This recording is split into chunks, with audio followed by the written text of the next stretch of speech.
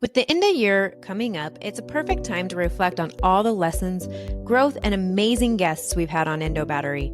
But instead of one big recap, I'm breaking it into quick, bite-sized reflections multiple times a week. Let's revisit what inspired us, learn what we missed, and recharge together in our Endo Year Reflection series. Join me each episode as we look back. Welcome to Endo Battery, where I share my journey with endometriosis and chronic illness while learning and growing along the way. This podcast is not a substitute for medical advice, but a supportive space to provide community and valuable information so you never have to face this journey alone. We embrace a range of perspectives that may not always align with our own, believing that open dialogue helps us grow and gain new tools. Join me as I share stories of strength, resilience, and hope, from personal experiences to expert insights. I'm your host, Alana, and this is Endo Battery, charging our lives when endometriosis drains us. Welcome back to Endo Battery, Endo Year Reflections. When I think back to the episodes 120 and 121, my conversations with Mallory Oxendine still sit with me in a very tender way. Because these weren't just episodes about relationships. They were about what it means to stay connected to yourself and to someone you love when your body doesn't cooperate. Mallory walked us through something so many people quietly struggle with: the emotional layers that come with intimacy and chronic illness. The pain, the frustration, the guilt, and that deep unspoken feeling of betrayal when your body keeps you from showing up in ways you wish you could. She reminds us that intimacy isn't just physical. It's emotional, relational, and deeply human. And when pain enters the picture, it can change how safe, connected, or confident we feel in our own bodies. One of the things Mallory did so beautifully was normalize the grief that comes with this. Grieving that ease you once had, grieving spontaneity, grieving versions of yourself that no longer feel accessible. And instead of rushing past the grief, she gave us permission to sit with it without shame. But she didn't stop there. Mallory also offered something incredibly grounding: practical tools, real ways to communicate with partners, ways to name your needs without apologizing, ways partners can support, not fix, not rescue, but genuinely support. And just as importantly, ways you can support your partner too, so the relationship doesn't feel like another casualty of chronic illness. I'm a big fan. I say this all the time. I'm like, let's talk about talking about it. Yeah. Let's take it one step back. And so being able to go in and go, hey, how can I approach you when I have a desire for intimacy? Like, what's the best way to do that so that you know that I just desire you and I love you? And not an expectation for you to perform or show out or show up in a certain way. So I think talking about it when it's not in the moment is helpful. So we're a little bit more regulated. We're a little bit more calm. We have more of our thinking brain operating, so we can just maybe make better word choices or be able to control if our emotions come up. We can control how they're exhibited a little bit better. So I love encouraging, let's talk about it in advance. So we're not in the moment flailing around trying to figure this thing out together. The other thing I want to encourage partners with is this is an experience that you are living in adjunction to and living in part of your story as well. So your experience and feelings matter, and they do not matter more. Right. And so they matter. It's good to how do you feel when y'all had planned to have intimacy and now you're not? Sad, frustrated. Okay, that's valid. And the why is also important. Why you're not having it, your partner's pain, your partner's, maybe they had a doctor's appointment and they felt triggered, and that's important too. And so it's not, no one's more important. No one's feelings are more important than the others. What stayed with me most was how approachable she made such a vulnerable topic feel. Sitting down with Mallory, I felt seen.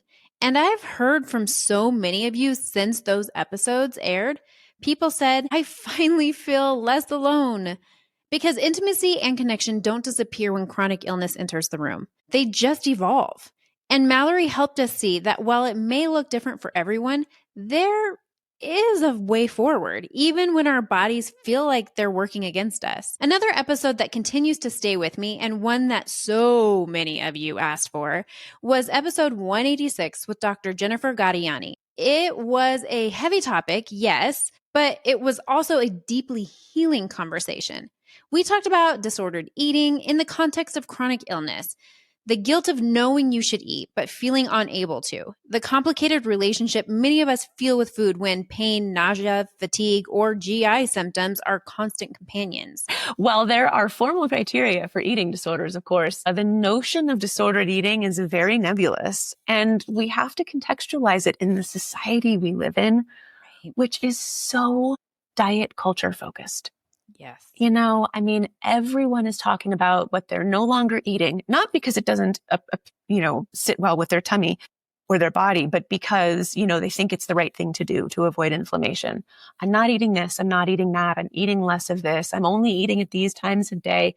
I mean, this is so normalized and typical in our society that even though I, as a very health privileged physician who specializes in eating disorders, would be like, no.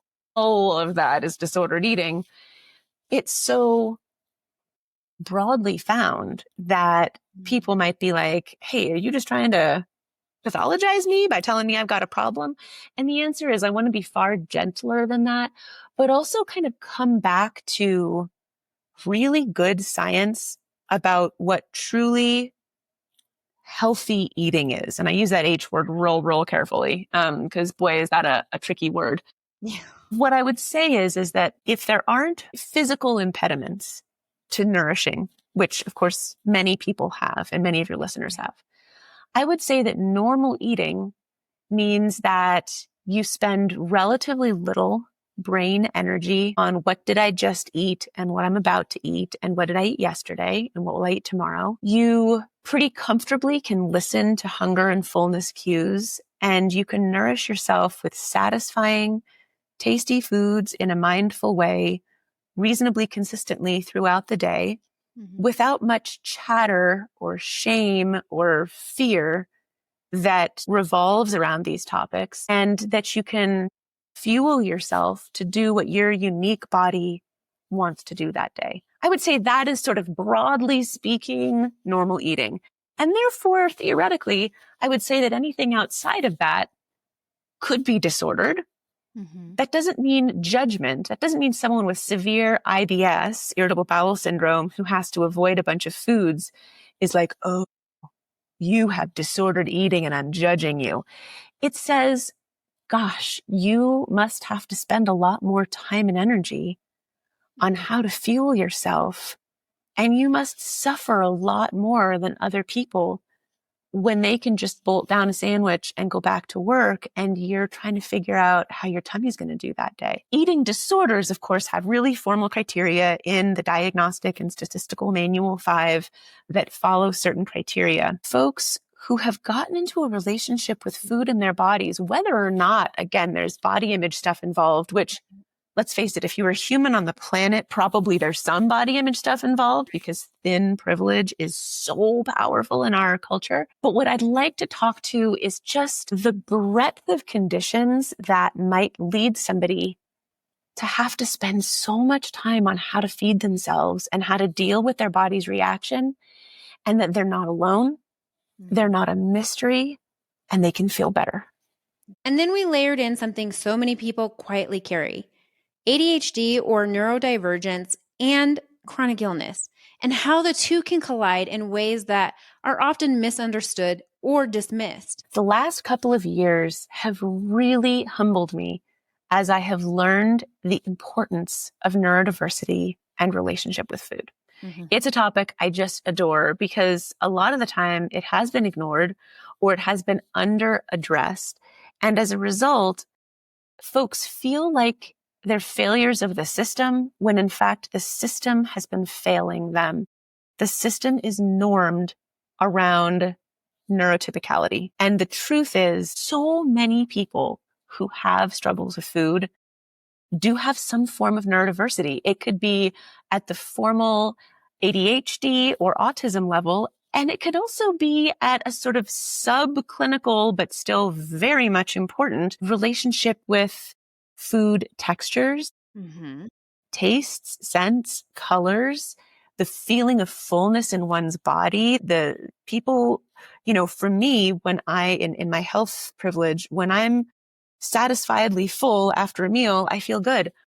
Other people who have absolutely no, overwhelming pathologic drive for body change feel terrible when they're full. Not because they have sort of an eating disorder necessarily, but because their sensory input is you've just done something yucky and dangerous. Yeah. And, guess what? That can certainly end up leading to a formal eating disorder. I can't fully express how seen I felt in this conversation. Dr. G put words into experience I've carried since childhood, experiences I didn't realize had names, context, or compassion attached to them. She spoke with gentleness, with such care and such validation, not just to me, but to all of us living in bodies that don't always tolerate food the way we wish they would. What made this episode so powerful wasn't just the validation, though that alone mattered deeply. It was that Dr. G paired the compassion with realistic, practical tools. She talked about experiences that actually made sense for chronically ill bodies, about progress that doesn't require perfection, about health that doesn't demand punishment or shame. That conversation healed something in me, not because it fixed everything, but because it gave my experience language. And when our experiences have words, they become lighter to carry. And for your holiday survival guide in that heavy topic, here it is. Pick one thing to care about.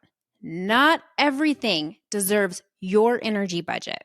As we look back through these conversations, I'm reminded of how much learning and unlearning and quiet healing has happened this year, often in ways we didn't realize at the time. So as you continue listening through these reflections, I want to gently invite you to stay curious. You may stumble upon an episode you missed or hear something differently now than you did then, or you might just find the conversation from months ago is exactly what you need in this moment. Thank you for being here. Thank you for reflecting with me, and thank you for continuing to come back to this table where your experiences are valid, your questions matter, and your body is worthy of care, compassion, and connection. We'll keep moving through this year together, one conversation at a time. Until next time, continue advocating for you and for others.